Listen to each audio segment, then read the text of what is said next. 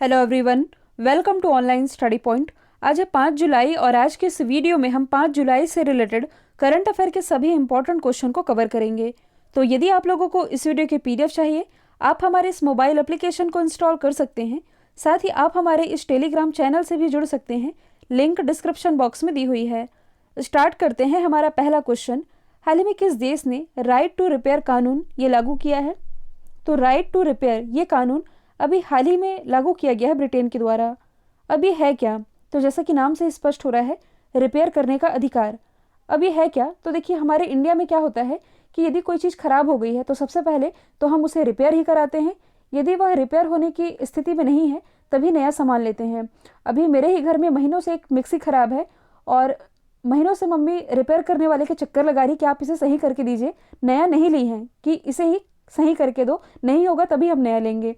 तो इंडिया में ये है कि पहले स्थिति देखी जाती है कि क्या वो वस्तु सही हो सकती है या नहीं। लेकिन ब्रिटेन में अलग ही नियम है। ब्रिटेन में क्या होता है कि जैसे यहाँ जो इलेक्ट्रिक सामान होते हैं, जैसे कि fridge, cooler, washing machine, AC वगैरह, यहाँ इस्तेमाल किए तब तक तो किए, मान लीजिए यदि वह ख़राब हो जाता है तब वहाँ इन सामानों को फेंक दिया जाता है। मतलब आप सोच सकते हैं, अब इन सामानों को फेंका जाता है, रिपेयर नहीं किया जाता, जिससे कि वहाँ ई वेस्टेज बढ़ जाता है। तो इन्हीं सब समस्या को देखते हुए ब्रिटेन में एक नया कानून लाया गया है, that is right to repair. इसके तहत होगा क्या कि जो भी बिजली उपकरण बनाने वाली कंपनियां हैं, इन्हें कानूनी रूप से कंज्यूमर को रिपेयर पार्ट्स भी उपलब्ध कराने होंगे। जैसे कि एसी खराब होता है तो एसी के जिस हिस्से में भी डिफेक्ट है, जो भी हिस्सा खराब है, इसे रिपेयर किया जा सके, उसे फेंका ना जाए, इसके लिए उन्हें रिपेयर पार्ट्स भी उपलब्ध कराने होंगे। इसका मेन पर्पस ये है कि बिजली उत्पादों के इस्तेमाल में 10 साल का इजाफा हो सके। मान लीजिए कोई एसी है, ये 5 साल ही चल रही है, तो ये 5 साल ना चल करके 15 साल चले, 10 साल का इजाफा हो, इसे जल्दी से फेंका ना जाए। तो यदि देखा जाए तो ब्रिटेन में एसी, फ्रिज और जो भी इलेक्ट्रिक उपकरण होते हैं, यहाँ इसकी मरम्मत नहीं कराई जाती है, ख़राब हो जाता है तो उसे फेंक देते हैं, जिसकी वजह से ई कचरा ये इकट्ठा होता जाता है और इसे रिसाइकिल करना मुश्किल हो जाता है। इसी के लिए ब्रिटेन में ये कानून लाया गया है। अच्छा, यदि आप लोगों को याद होगा तो भारत में भी ई वेस्ट की समस्या से निपटने के लिए भारत का पहला ई कचरा क्लिनिक ये कहाँ स्थापित किया गया है? ये स्थापित किया गया है मध्य प्रदेश की राजधानी भोपाल में। अच्छा, यदि हम इसके महत्व की बात करें तो इससे होगा क्या? ई कचरा का जो जमाव है, जो कि जल्दी जल्दी निकलता है, जल्दी सामान खराब हुआ तो जल्दी फेंक दिए, तो इसे ये कम करने में मदद करेगा। साथ ही पैसे की बचत होगी। जो पैसा हम नया सामान खरीदने में इस्तेमाल करते हैं, उससे भी कम पैसे में उस चीज़ का रिपेयर हो सकेगा और उसका जीवन काल बढ़ाएगा। जो भी प्रोडक्ट है ये लंबा चल सकेगा, इसे पुनः उपयोग में लाया जा सकेगा, पुनः चक्रण, ये सारी चीज़ों में ये योगदान दे सकेगा। यदि हम बात करें यूरोप में ई कचरे की, जो ई वेस्टेज होता है, तो देखिए ग्लोबल ई वेस्ट मॉनिटर के द्वारा 2020 में जो रिपोर्ट जारी की गई थी, इसमें यह बताया गया था कि यूरोपियन लोग हैं जो ये प्रति व्यक्ति, यानी कि एक साल में प्रति व्यक्ति 16 किलोग्राम से अधिक ई कचरे का उत्पादन करता है। और यदि देखा जाए तो एशिया और अफ्रीका में ये क्रमशः 5.6 और 2.5 किलोग्राम है, जो कि कम है। तो यहाँ हम बात कर रहे हैं यूके की, जिसकी कैपिटल है लंदन। लंदन टेम्स नदी के किनारे बसा हुआ है। यहाँ के प्राइम मिनिस्टर कौन है? ये हैं बोरिस जॉनसन। ब्रिटेन कैबिनेट में 3 भारतीय शामिल हैं। कौन कौन है?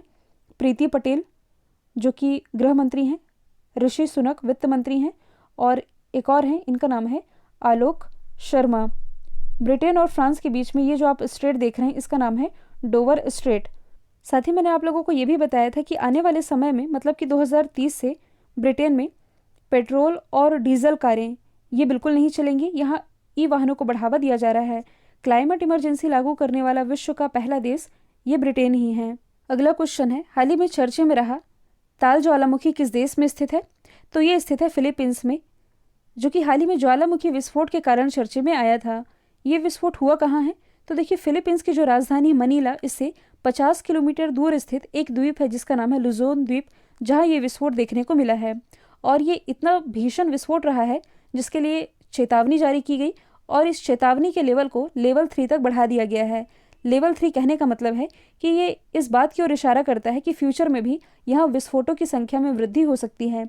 तो फिलीपींस में चर्चे में रहा था ये ताल ज्वालामुखी। इस ज्वालामुखी में फ्री एटो मैग्मेटिक विस्फोट देखने को मिला है। अब ये है क्या? फ्री एटो मैग्मेटिक विस्फोट। तो देखिए, नॉर्मल आप लोगों ने सुना होगा कि जैसे ज्वालामुखी विस्फोट होता है तो उससे क्या बाहर आता है? मैग्मा बाहर आता है। और जिसकी हम बात कर रहे हैं फ्रिएटो मैग्नेटिक विस्फोट, इसमें क्या है कि इसमें स्टीम स्टीम मतलब आप समझ सकते हैं भाप, ये भारी मात्रा में बाहर आई है। आप कह सकते हैं यहाँ स्टीम का ही ब्लास्ट हुआ है। आप लोगों ने आमतौर पर देखा होगा कि यदि आपके हाथ में मान लीजिए गर्म पानी पड़ गया तो आप लोगों को उतनी ज़्यादा तकलीफ नहीं होगी, लेकिन रोटी सेकते समय यदि उसकी भाप लग जाती है तो वो ज़्यादा जलन पैदा करने वाली होती है। तो यहाँ हम उसी तरह के स्टीम विस्फोट की बात कर रहे हैं जो कि आप इमेज में देख भी पा रहे हैं। अब यदि हम बात करें फिलीपींस की तो इसकी राजधानी है मनीला। अच्छा, मनीला में किसका हेडक्वार्टर स्थित है?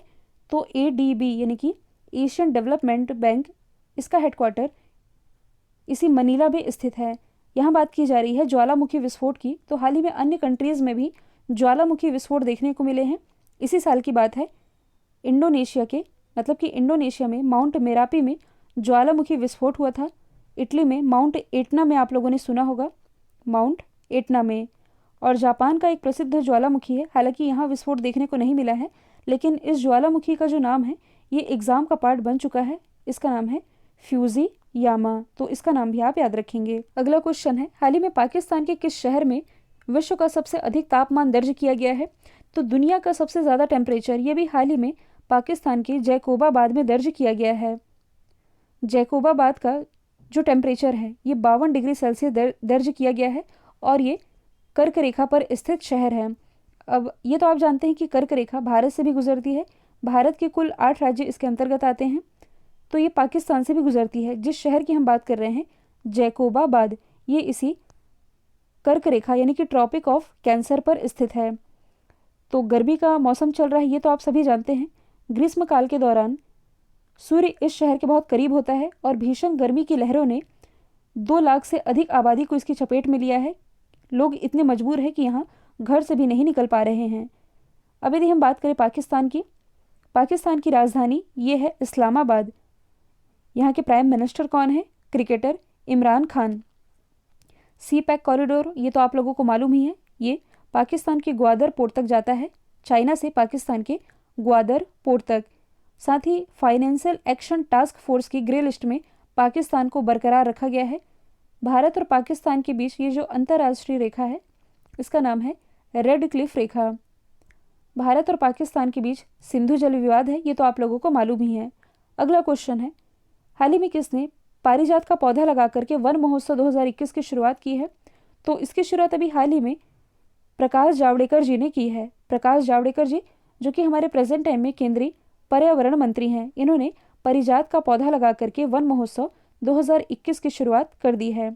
इन्होंने ये भी कहा है कि अपना जो देश है भारत, ये पेरिस समझौते के तहत अपने वन संपदा बढ़ाने के लक्ष्य को 2030 तक पूरा कर लेगा। पेरिस समझौता कब हुआ था ये तो आप लोगों को मालूम ही है, 2015 में। इसी पेरिस समझौते के दौरान भारत की ही पहल थी international solar alliance. Seeds para high jumper जिन्हें 24 अगस्त से शुरू होने वाले टोक्यो पैरालंपिक में भारतीय दल का ध्वजवाहक नामित किया गया है। देखिए, ऐसे क्वेश्चन एग्जाम में पूछे ही जाते हैं कि इस ओलंपिक में या किसी भी खेल में ध्वजवाहक कौन थे।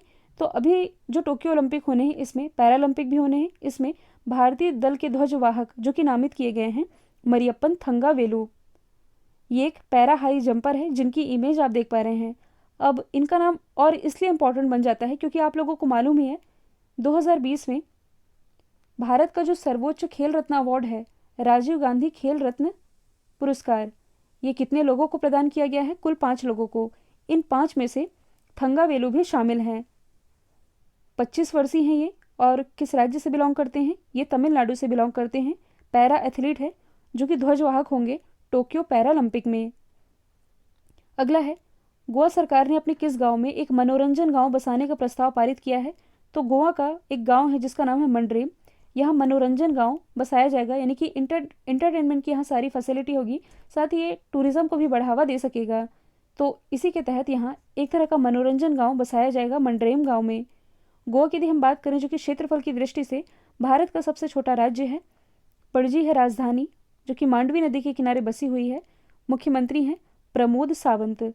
गोवा से ही रिलेटेड यदि हम कुछ करंट के क्वेश्चन डिस्कस करें तो ये भारत का पहला रेबीज मुक्त राज्य बन गया है। यहाँ रेबीज के एक भी केसेस नहीं हैं।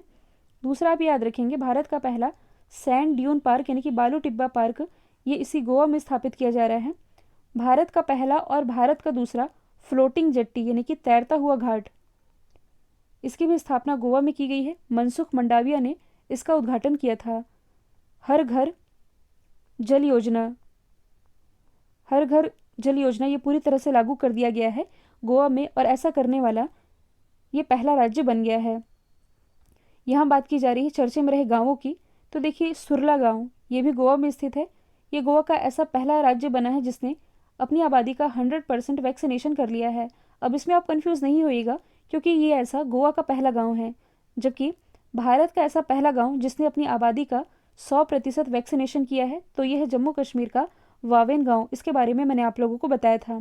यदि हम बात करें बाचा गांव की, जो कि मध्य प्रदेश का एक गांव है, 100% सौर ऊर्जा से संचालित भारत का पहला गांव ये यही बाचा गांव है। मध्य प्रदेश के बैतूल जिले में स्थित है, वही बैतूल जिला जहां से ताप्ती रिवर निकलती है। अच्छा, गोवा से रिलेटेड कुछ योजनाएं भी मैंने आप लोगों के लिए लिखी थी। एक मुश्त बिजली निपटान योजना, बिजली बिल निपटान योजना, यशस्वी योजना, इसकी शुरुआत स्मृति ईरानी जी ने की थी। और इम्पोर्टेंट नेशनल पार्क की हम बात करें तो भगवान महावीर राष्ट्रीय उद्यान, कोटेगांव वन जीव अभ्यारण्य। लास्ट ईयर ही यहाँ के 3 प्रोडक्ट को जीआई टैग मिला है, खाजे प्रसाद, हरमल मिर्च और मिलौंदी केला। इसके बारे में आप लोगों ने पढ़ा भी होगा। अगला है, सरकार ने हाल ही में किसानों के लिए फसल की जानकारी के लिए कौन सा एप्लीकेशन लॉन्च किया है?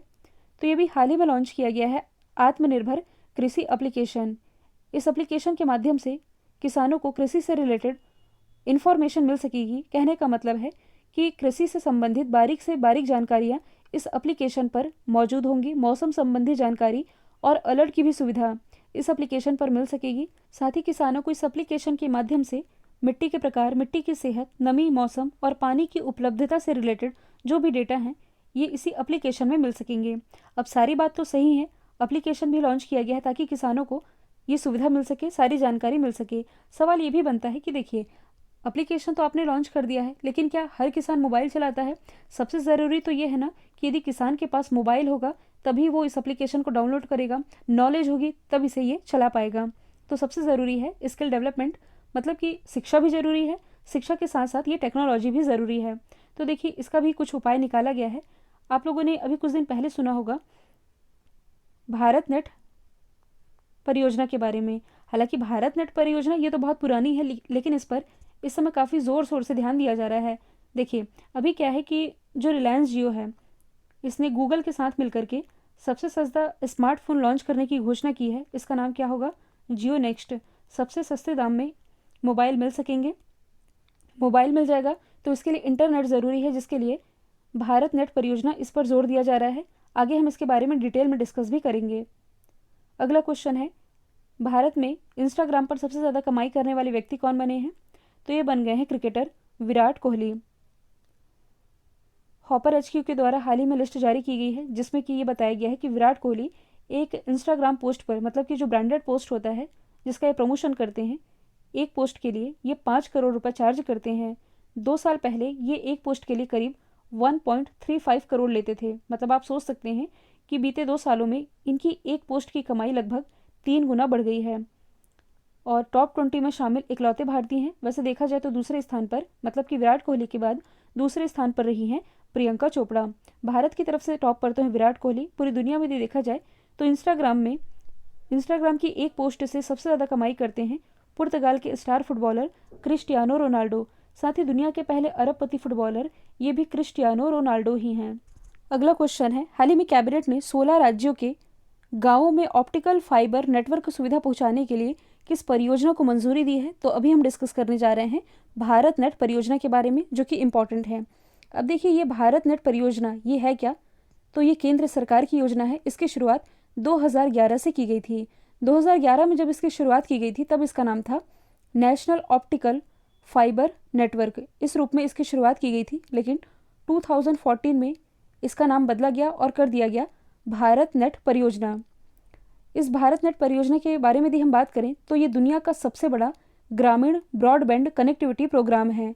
इसका मेन टारगेट है कि भारत के 2.5 लाख ग्राम पंचायत को, और आप कह सकते हैं कि 6.25 लाख गांवों को हाई स्पीड इंटरनेट की सुविधा से जोड़ना है। और ऑप्टिकल फाइबर के माध्यम से ये सुविधा गांव-गांव तक पहुंचाई जाएगी। इसके लिए 3 लाख किलोमीटर की ऑप्टिकल फाइबर लेन ये बिछाई जाएगी। ऐसी योजना है केंद्र सरकार की। आप लोग मुझसे पूछते हैं ना कि मैं लाइव क्यों नहीं आती, तो ये तो आप जानते हैं लाइव आने के लिए हाई स्पीड इंटरनेट कनेक्टिविटी ज़रूरी है, जो कि हमारे यहाँ नहीं है। एरिया उतना ज़्यादा बड़ा नहीं है कि यहाँ ब्रॉडबैंड की सुविधा हो सके। इसके कारण मैं आप लोगों की लाइव क्लासेस नहीं ले पाती हूँ।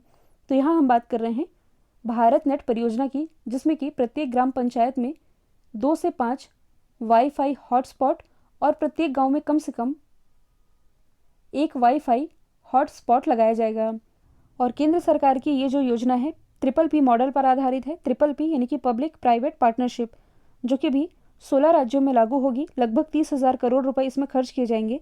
16 के अलावा जितने राज्य और यूटी बच जाते हैं, इन्हें भी सरकार के द्वारा सैद्धांतिक मंजूरी दे दी गई है। जल्द ही वहाँ भी काम शुरू होगा। तो भारत नेट परियोजना यही है। ये क्वेश्चन मैंने रिवीजन के लिए रखा है। विदेशी कामगारों के लिए दुनिया का सबसे महंगा शहर, जो कि है अज़गाबाद, तुर्कमेनिस्तान की राजधानी है। अज़गाबाद विदेशी कामगारों के लिए सबसे महंगा शहर बना है। दूसरे स्थान पर हांगकांग, तीसरे स्थान पर इसमें रहा है बेरूत। बेरूत जो कि लेबनान की राजधानी है। ये अमोनियम नाइट्रेट के ब्लास्ट के कारण चर्चे में आया था। दुनिया के टॉप 3 हैं, और भारत की तरफ से टॉप 3 की हम बात करें तो मुंबई, दिल्ली और चेन्नई का स्थान आता है। अन्य शहरों की यदि हम बात करें जो कि चर्चे में रहे हैं, लंदन जो कि यूके की कैपिटल है, ये लगातार 9वें वर्ष दुनिया का सबसे आकर्षक शहर बना है। ऑकलैंड ये भी हाल ही में दुनिया का सबसे रहने योग्य शहर बना है, न्यूजीलैंड में स्थित है। चेन्नई सीसीटीवी सर्विलांस के मामले में दुनिया में टॉप पर है, तमिलनाडु की राजधानी है। कल जो मैंने आप लोगों से सवाल पूछा था, इसका राइट आंसर था चाइना। अब आप लोगों के लिए आज का सवाल है, ऑल इंडिया रेडियो के महानिदेशक कौन बने हैं? इसका जो भी आंसर है कमेंट बॉक्स में बताइएगा। वीडियो यदि पसंद आया है तो लाइक कीजिए, शेयर कीजिए और चैनल को सब्सक्राइब करना बिल्कुल मत भूलिएगा। आज के लिए इतना ही। Thank you so much.